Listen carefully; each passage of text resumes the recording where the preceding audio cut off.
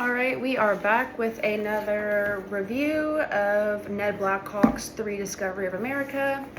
In this video, I'm going to be going over chapters 4, 5, and 6. So we will start with chapter 4, the native inland sea and the struggle for the heart of the continent.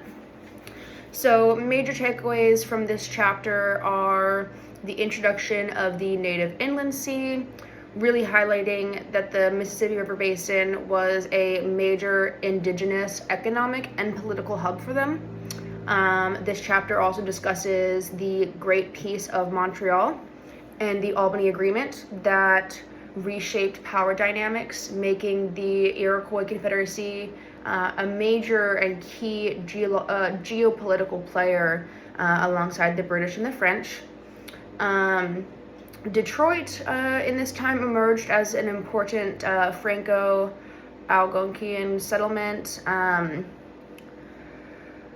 then, of course, George Washington, due to colonial expansion westward, was marked by violent misunderstandings between the British, the French, and the native groups, which in turn triggered the French and Indian War that lasted from 1754 to 1763. Chapter 5, Settler Uprising, the Indigenous Origins of the American Revolution. Blackhawk in this chapter reframes the American Revolution as rooted in conflicts between settlers and indigenous nations. The elimination of the French influence in 1763 left Native Americans the biggest obstacle to British expansion. Settler violence against indigenous groups in frontier areas occurred, specifically speaking the Black Boys in Pennsylvania. This fueled revolutionary sentiment. Benjamin Franklin opposed these racial attacks. However, he was widely ignored by settlers, reinforcing racial animosity as really the driving force for colonialism and colonial identity.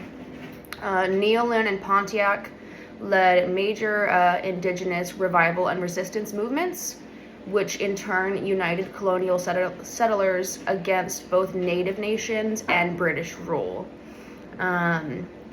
That being said, settler violence against indigenous groups strengthened the colonial unity, helping lay the groundwork for the revolution. And lastly, chapter 6, the Constitution and federal Indian policy. Blackhawk argues that the U.S. Constitution was shaped and based on the struggles over indigenous land. There was a lot of inconsistency between federal laws and state laws, and the state wasn't really listening to or abiding by what the federal government was asking of them. After the war, the U.S. government was very unstable, especially financially, and so this in turn led leaders to view native lands as a solution to pay back their soldiers and consolidate federal power. Despite U.S. victory, indigenous resistance continued, showing that for indigenous peoples, the revolution was neither a beginning or an end to their struggle. The federal government and native nations shared an interest in controlling frontier settlers, as George Washington feared that settler expansion could weaken national unity. That goes back into the fact that people in the states were not abiding by the laws and regulations that the government was putting in place to protect native lands and people. However, the Constitution ultimately served Anglo-American colonial interests, prioritizing expansion over indigenous sovereignty. All right, so some broader themes and takeaways from these chapters.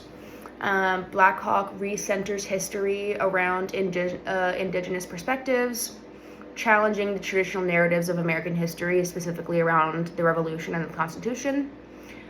He exposes George Washington's failures in dealing with his native allies, and